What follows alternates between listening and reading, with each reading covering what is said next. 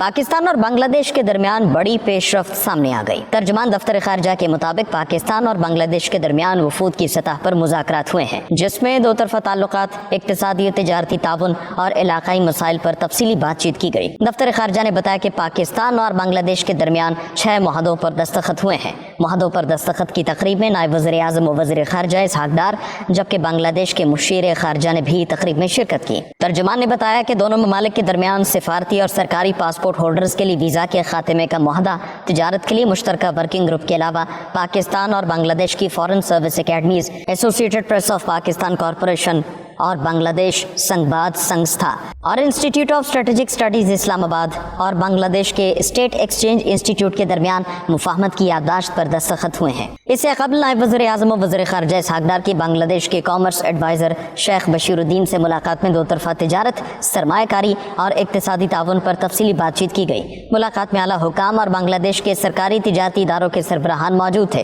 ترجمان دفتر خارجہ کا کہنا تھا کہ ملاقات میں دو طرفہ تجارت، سرمایہ کاری اور اقتصادی تعاون پر تفصیلی بات چیت ہوئی۔